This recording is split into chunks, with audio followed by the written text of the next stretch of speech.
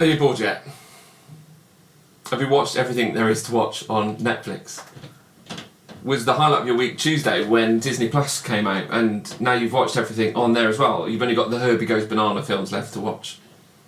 How are you getting on with this whole social distancing thing? Are you stuck inside? But because your family's there too, you've got no space. Everyone is on top of each other. You're just longing for a little bit of you time, a little bit of your own time, a little bit of free time, but you can't get any of it because everybody's there. Are you trying to juggle work? Are you trying to juggle school, homeschooling, teaching your kids, being their teacher as well as doing your job? Are you feeling guilty because you're not giving enough time to your job, but you're also not giving enough time to your family as well? Perhaps all you want is space, but you can't find it. All you want is space, but it's nowhere to be seen. But maybe for you it's the opposite. Maybe your kids are growing up, they've got families of their own to look after. Maybe it's just two of you at home and you're longing for company, you're longing for contact. All you've got is space and you're looking for something to fill it. You're longing for something to fill that void. You know, it's at times like these where well-meaning Christians say things like, just turn to the Bible for help. God knows what you're feeling. He understands what you're going through. God will watch over you. He will protect you. He will make sure no harm comes to you. And I understand why people can say things like that, but does God really understand what we're going through? Does Jesus really understand what it's like to experience what we're experiencing? I mean, when was he ever isolated? When did he ever feel alone? When did he ever feel separated from the people that he cared about, that he loved? Well, actually, there's two major examples that I just want to highlight to you in a few moments that we've got together this morning. The first one is recorded for us in Matthew, Mark, and Luke's version of their Gospels. They write it down. And the context of what's happening is Jesus has just been baptized. He came to John the Baptist and it was the beginning of his ministry, and publicly in front of everybody, he declared who he was. This amazing sign, this amazing miracle that Jesus is the Son of God, that Jesus is the Messiah that the Jewish nation had been longing for, been waiting for. And after that public declaration of faith, that public declaration of who Jesus is, Jesus begins his ministry. He's got 3 years in which he's going to change the world. So what does he do first? How does he begin? How does he kickstart all of that energy, all of that movement, all of that momentum? What's the first thing that he does? Well, let's have a look at what Matthew records for us. Matthew says, "Then Jesus was led by the Spirit into the wilderness to be tempted by the devil." Now, that's an interesting way to start this new phase of life. When I was in Israel, did I tell you I've been to Israel? When I was in Israel, I went into the wilderness, and the wilderness is just this rocky wasteland. It's not these like rolling sand dunes that you might imagine the Sahara Desert to be. I've not been to the Sahara Desert, but I have been to Israel. And it's not a nice place to be, really. If you're going to spend any length of time, the wilderness is it's an arid, it's a rugged landscape. It's harsh, it's a difficult place to live. And Jesus goes off willingly into this wilderness to spend time on his own. And he was tempted by the devil when he's there. I know that's a bit strange, that sounds a little bit peculiar. Actually, that word tempted, the Greek word that's used there, could also be translated as tested. So Jesus, right at the beginning of his ministry, he willingly walks into the wilderness to be tempted, to be tested by the devil. And let's just take a look at, what happened. What were those things that took place? Well, it says in the next verse, Matthew 4 verse 2, after 40 days of Jesus being in the wilderness, he was hungry. I think that's often one of the most understated verses in the Bible. He's been in the wilderness for 40 days. Of course he was hungry. He was starving. He's had nothing to eat. And right at the end of that period of time, right at the end of those 40 days, the devil comes along to him to tempt him. And test him. Matthew continues, he says, the tempter came to him and said, if you are the Son of God, tell these stones to become bread. Hasn't Jesus got enough to deal with? Hasn't he got enough on his plate? He's been in the wilderness for 40 days. He's hungry. And now the devil's popped up just to tempt him and test him. And notice that question that the devil asked. If you are the Son of God, tell these stones to become bread. And they will. You know, what the devil's doing here is tempting Jesus. He's testing Jesus. Does Jesus really know who he is? You know, one way to find out is to turn these stones into bread. And, you know, that will be a sign, that I am more than just a human being. Now, you might struggle with that concept because, you know, depending on your faith, depending on what you believe, you know, for me as a Christian, I believe that Jesus is divine, that he is completely God. But also, Jesus is completely man. See, what we believe about Jesus is that he is 100% God, but he's also 100% man. I know that's confusing and I can't quite get my head around that. But often we look to the divine nature of Jesus, and in doing so, we can miss the human nature of Jesus. And I wonder if there was ever a time in Jesus' life when, you know, that human side of him kicked him in, and he wondered, am I really who I think I am? Am I really who they say I am? Am I really who my Father says I am? He's at a low point. He's been in the wilderness for 40 days. You know, he's hungry. And the devil comes to him and says, if you are the Son of God, if you really are who you think you are you? Here's a sign, you could do this. You know, just turn those stones, meet your need, and provide yourself with some bread. And I'm sure that was a massive temptation for Jesus. And if it was me, if I was in that situation, well, I'd have done that in day 2, and it probably wouldn't have been bread. I'd probably turn the stones into cheeseburgers. So how does Jesus respond to that? Well, Matthew continues in verse 4. He says, Jesus answered, "It is written, man shall not live on bread alone, but on every word that comes from the mouth of God." See, Jesus is quoting a verse, a passage in Deuteronomy. And the temptation here is for Jesus to give in to what he wants. And nobody would blame him. Of course, we all would have done that. We all would have given up long ago. But Jesus isn't focused on what he wants. Jesus isn't focused on what he needs. He's living for more than himself.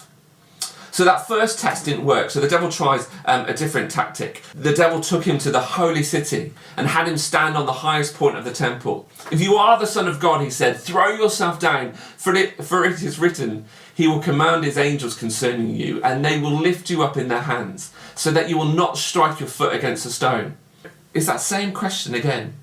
If you are the Son of God. And the devil does something different.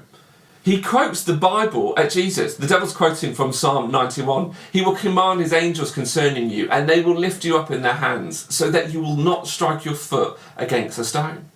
You know, does Jesus really know who he is at this point? You know, this would be a great sign. He could jump off the top of that temple, and what would happen? You know, would God look after him? Surely God wouldn't allow Jesus to die at this point. That would confirm to Jesus that he is who he thinks he is, that he is who people say he is, that he is who his Father says he is. He could be sure. You know, the temptation here is for Jesus to not trust his faith, to only believe what he can see and what he can feel. And I'm sure that's the same temptation that many of us face. You know, often we can struggle to believe in God because we can't physically see him. You can't go up to God and pinch him and poke him. We say we can feel God, but we feel him in different ways. I can't feel God like I can feel this table. Is my faith only dependent on those things that I can touch? Is my faith only dependent on those things that I can see? Faith is far more than that. And that was the temptation for Jesus. Will he trust his faith, or will he trust his senses? Will he just believe in those things that he knows to be true by what he sees and what he can feel? Or will he allow himself to believe in his faith, in all the other evidence that is there around him? Jesus responded to the devil. He says, "It's also written, do not put the Lord your God to the test." Again, the devil took him to a very high mountain and showed him all the kingdoms of the world and their splendour. "All this I will give you," he said, "if you will bow down and worship me." See, the devil's changed tact here. He realises that his tactics are not working, so he does something else. And he offers Jesus something that isn't his to offer him. He offers him all the kingdoms of the world. And something that's interesting about this is actually this is what's coming to Jesus. You know, Jesus now is the King of Kings. He is the King of God's kingdom. All the kingdoms of the world and the splendour belong to Jesus. He is the King of it all. All this has been given to Jesus, but not at this point. At this point, Jesus is right at the beginning of his ministry. He's hungry and he's in the wilderness and he's got a long road ahead of him. And Jesus knows what that road is like. Jesus knows the suffering that is waiting for him at the end of this journey. You see, there's a plan laid out for him. There's a road, a path laid out for Jesus. And the end of that plan, the end of that road, the end of that path is a cross. And it will see Jesus nailed to that cross. It will see Jesus taking the weight of the sin of the world onto himself. Sin, self-centeredness, self-reliance, choosing to not trust God, choosing to not look to God, choosing to ignore God in his own creation. The consequence of sin is separation from God. It's separation from the hope, from the joy, from the peace that God brings, from the life, from the fullness of life, the overflowing, the abundance of life, the everlasting of life that God offers us. To be separated from God is to lose that light, is to lose that life, is to lose that love that God offers us. This is exactly what Jesus experienced as he hung on the cross. He cried out to God, my God, why have you forsaken me? Why have you abandoned me? Why have you left me alone? You see, as Jesus bore the weight of the whole of the sin of the whole of the world onto himself as he hung on the cross, he was separated from his Father. That relationship, that closeness that he had with his heavenly Father had been separated. And he wasn't united with him as he had been before. Jesus and his Father were separated, and he cries out, my God, why have you abandoned me? And then Jesus died. In darkness, in isolation, alone, completely separated from his Father. But that's not the end, because a few days later, Jesus comes back to life. He was resurrected. He'd conquered the power of death. He'd conquered the power of sin. He was united with his Father again. And so can we. If we choose to put our hope, if we choose to put our trust, if we choose to put our faith in him, we can be united with our Heavenly Father, just as Jesus was. What the devil is trying to do is to get Jesus to skip this pain and get to the end. He's trying to get Jesus to take a shortcut. But Jesus knows there is no shortcut to where he's going. Jesus knows there is no shortcut for him doing what he has come to do. He can't cut corners. He can't skip to the end. If he did, he wouldn't achieve what he came for. Jesus said to him, away from me, Satan, for it is written, worship the Lord your God and serve him only. See, Jesus had enough. He tells the devil to go away. He shifts his focus back onto who he is and why he's here, on what is in front of him, on his Heavenly Father. You see, everything Jesus did, he did willingly. He came from heaven to earth. He left the glory and the splendour of heaven and came to earth willingly. He walked into the wilderness for 40 days to fast, to go without food, to be tempted, to be tested by the devil willingly. He walked to the cross to endure the pain that he endured, to endure the weight of the sin of the world willingly. But why did he do it? Why did Jesus choose to self-isolate in the wilderness? I don't know. But I think he was different as a result of it. I think Jesus came out of the other side changed slightly.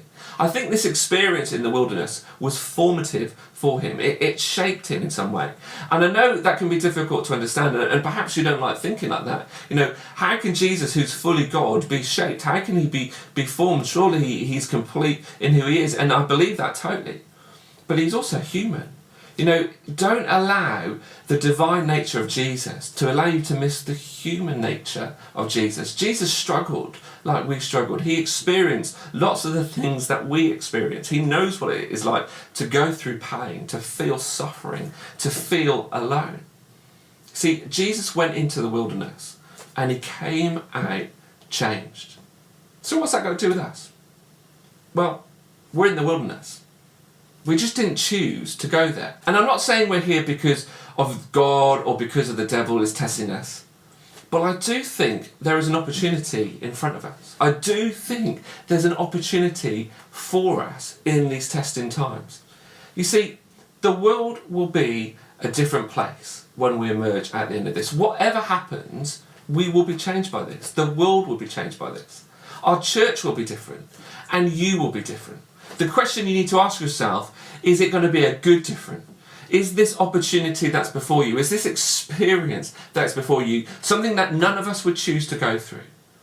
Will we be different? Will we be better when we come out the other side? And not just because we've got really long hair, I'm looking forward to that. See, the temptation for us is to want to rush through this period of isolation and distancing and get to the end. And don't get me wrong, I can't wait for this to be over. I can't wait for the suffering that this experience is causing, that this virus is causing, and the isolation is causing. I can't wait for this to be over and for life to get back to normal. But what I realise is that normal that we get back to will be different than the normal we experienced when we went into this phase of life. I don't want to miss the opportunity that this period of life brings. I don't want to miss the opportunity that it brings to change me and to change my family for the better. You see, we're establishing new rhythms of life, and actually some of those rhythms are really good, they're really healthy.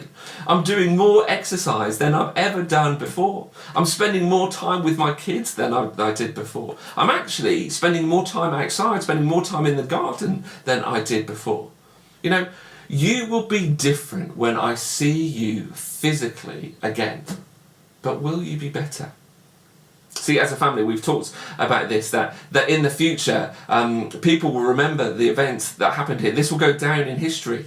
People will tell stories about this. We've talked about our kids when they've grown up and they've got kids of their own, that they will tell them about this period of life. You see, when this is just a story we tell, let's make sure our stories are worth telling. When this is just a story we tell, let's make sure our stories are worth telling.